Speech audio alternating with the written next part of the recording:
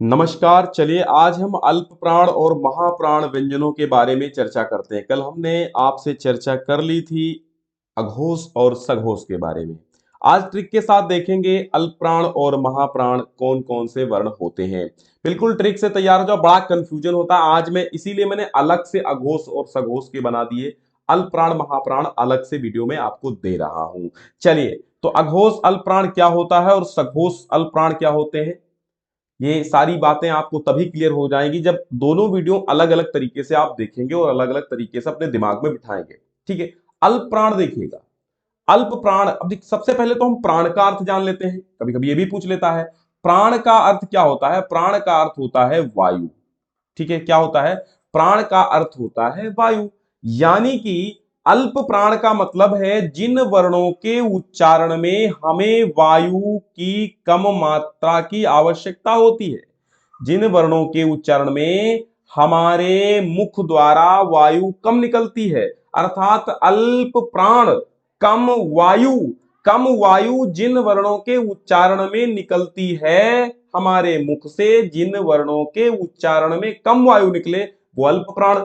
और जिनमें महा का मतलब होता है ज्यादा, और जिन वर्णों के उच्चारण में ज्यादा हवा निकले वो महाप्राण। ट्रिक से देखिएगा, ट्रिक है का गंगा, का गंगा अंत। ठीक है, का गंगा अंत। और दूसरी ट्रिक है खा घास ऊष्म, अर्थात तू गरम घास खा।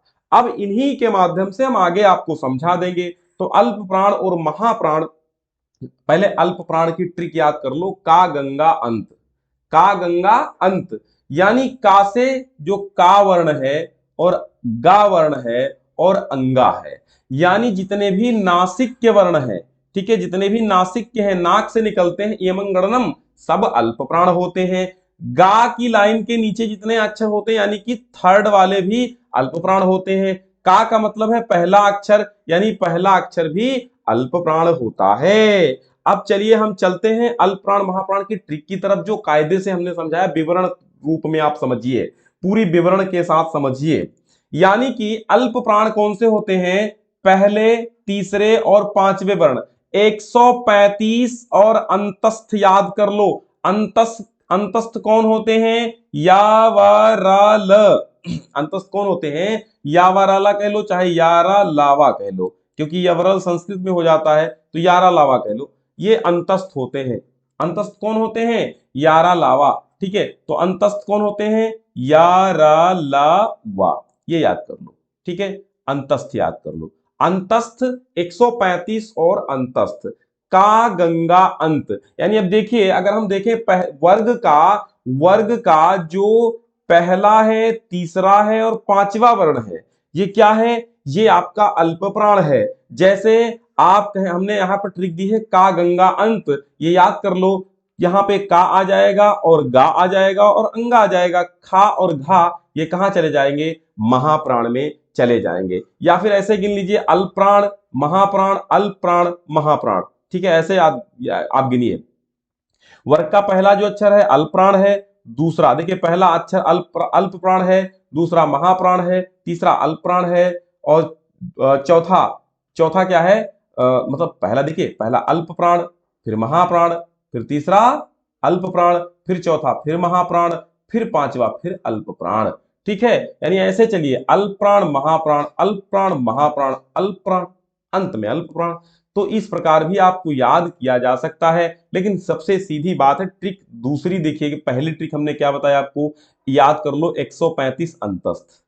अगर ये याद नहीं होती है तो ऐसे याद कर लो ट्रिक दूसरी, का गंगा अंत, यानी का वाला भी अक्षर जो है और का वाले के नीचे जितने अक्षर है सब क्या है? अल्पप्राण है। और गा का मतलब तीसरे नंबर का जितने अक्षर हैं सब उसके नीचे वाले तीसरे नंबर के सभी अल्पप्राण है।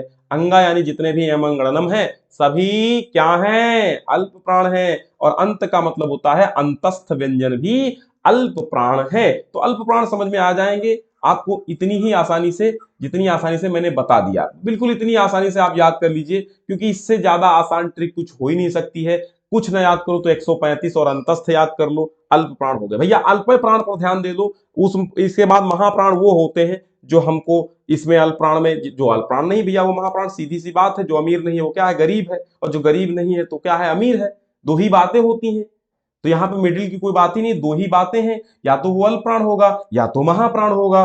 तो हम देखते हैं जो अल्प प्राण है, ठीक है, वो तो है ही है, और जो अल्प प्राण नहीं हुआ वो महाप्राण हो गया। इसलिए ज्यादा कंफ्यूजन ना हो, इसलिए एक ही आपको ध्यान में रखना है, लेकिन मैं दूसरा भी आपको बता रहा हूं।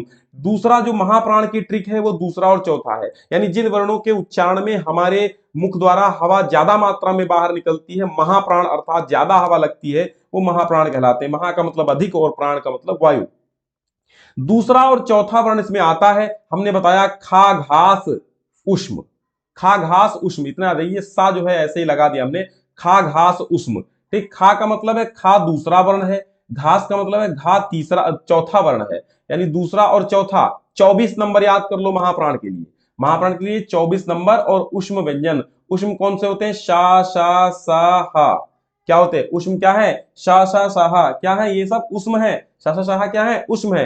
बाकी आप समझिए, जैसे आपको का दिया गया उसमें नुक्ता दे दिया गया, तो अब बताइए ये कौन सा प्राण हो गया? ये भी अल्प प्राण हुआ, क्योंकि जिस जहां पे का निकलता है वहीं पे तो का में नुक्ता लगा दो तब भी तो वही बात हो गई।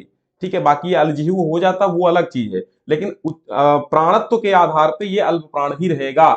जैसे खा आपका लिख दिया गया खा, तो खा में नुक्ता लगा दो खा, ठीक है, या चा छा जा, जा में नुक्ता लगा दो, तीसरा हो गया ना, तीसरा हो गया। तो तीसरा जा, अगर जा का उच्चारण अल्प प्राण है तो जा का भी अल्प प्राण ही होगा, ज्यादा में हवा नहीं निकलेगी। तो आप समझ सकते हैं जितने भी उष्म व्यंजन हैं वो सब कहां जाएंगे? महाप्राण में जाएंगे, क्योंकि जब उष्म हम शा शा शाहा कहते हैं तो वैसे आप हवा देखिए सामने, अपने हथेली कीजिए, आप अपने मुख के सामने क्या कीजिए, अपने मुख के सामने, अपने मुख के सामने क्या कीजिए? हथेली कीजिए, और इससे हल्का सा आप बोलिए। जिन अक्षरों में ज्यादा हवा निकल रही है वो महाप्राण है, जिनमें कम निकल रही है वो अल्प प्राण है। सीधी सी बात है। तो 135 और 24 याद रखना, 135 अंतस्थ और 24 उष्म, 135 अंतस्थ और 24 उष्म, तब पता चल जाएगा 24 उष्म अर्थात दूसरा, चौथा और उष्म, ये सब क्या है? महाप्राण है। 135 पहला, तीसरा और पांचवा अंतस्थ, ये क्या है? अल्प प्राण है। तो आज के लिए बस इतना ही, मिलते हैं नेक्स्ट वीडियो में एक नए टॉपिक के साथ। अल्पप्राण महाप्राण हो गया है, इसके बाद हम आपको अनुस्वार और अनुनासिक में अंतर बता देंगे, फिर बाकी के जो आपके ऑब्जेक्टिव क्वेश्चंस बनेंगे सारे ऑब्जेक्टिव करवा देंगे। बहुत बहुत धन्यवाद, मिलते हैं, तब तक के लिए नमस्कार।